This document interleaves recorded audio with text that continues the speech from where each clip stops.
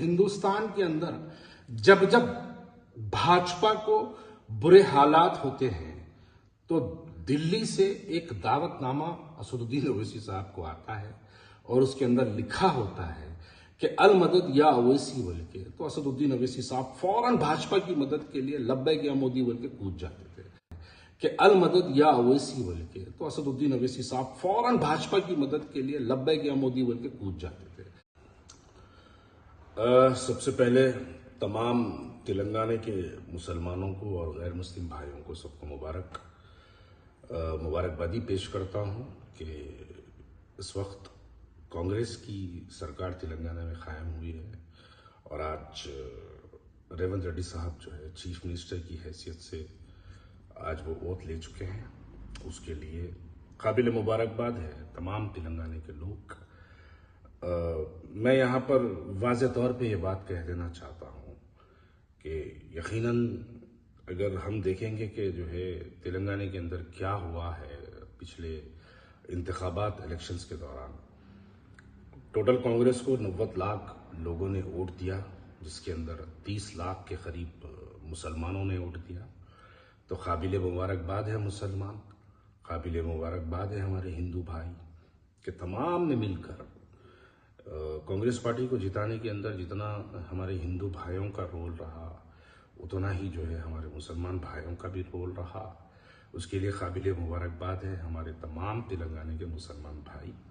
तो मैं तह दिल से यकीनन मुबारकबादी पेश करता हूँ।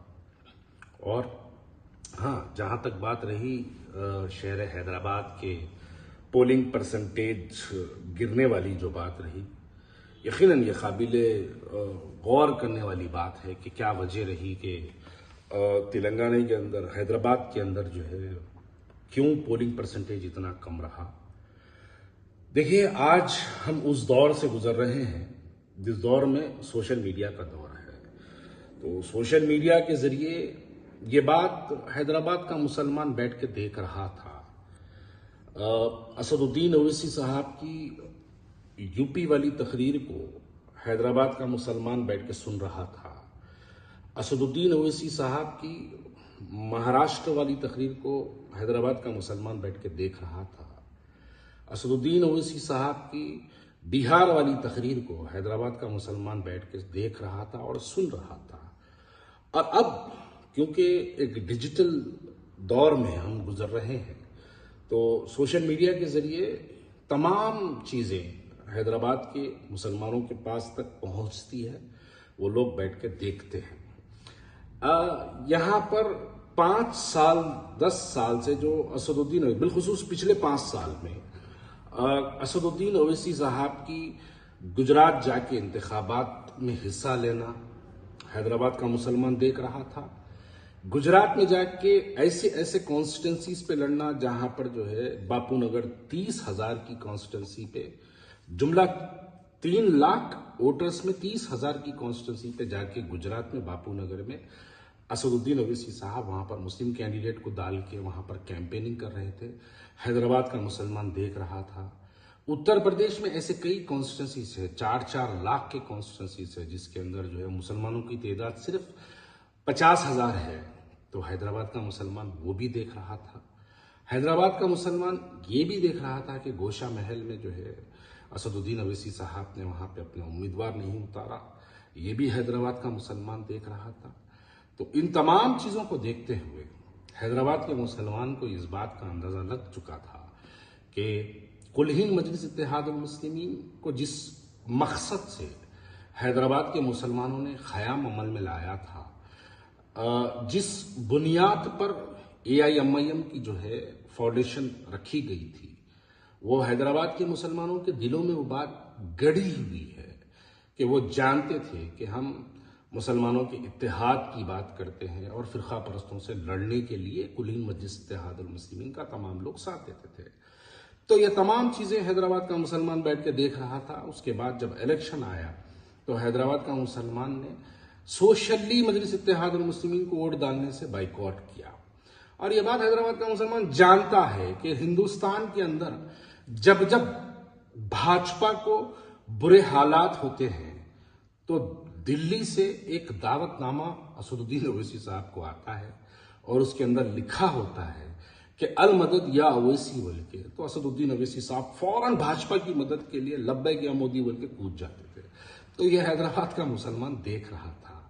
ये तमाम चीजें देखते देखते मुसलमान ने इस बात का फैसला किया कि अब क्योंकि मुखालिफत में इनके खिलाफ कोई मासूम कमजोर आदमी निकल के जो है इनसे लड़ नहीं सकता, कोई मासूम और कमजोर इंसान इनके खिलाफ में अपने वोटों का शिद्दत से जो है इनको बता के इस्तेमाल करके जो है यानी इस्तेमाल नहीं करता था, क्योंकि इनके गुंडे, इनके लोग, इनकी मिशनरी काम करके जो है लोगों को सताती थी। इस वजह से भी मुसलमान कमजोर था, इसलिए वो ना इनके खिलाफ ना इनके साथ का जो ऐलान किया, उस बुनियाद को आप देखेंगे कि इस बुनियाद पे हैदराबाद के अंदर पोलिंग परसेंटेज गिर गया।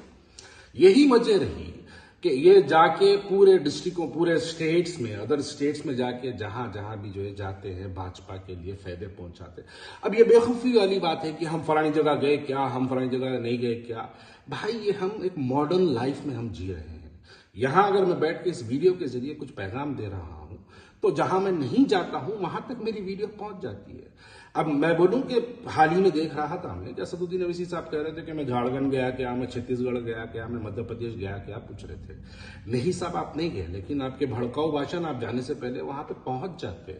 आप नहीं गए लेकिन आपके वीडियोस और आपकी जो बातें हैं वहां तक पहुंच ही जाती है, क्योंकि हम एक मॉडर्न लाइफ में जी रहे हैं। तो ये जो एक माहौल बनाते हैं कि हम वहां नहीं गए, उन्हों कैसा जीत गए, हम यहां नहीं गए, उन्हों कैसा जीत गए।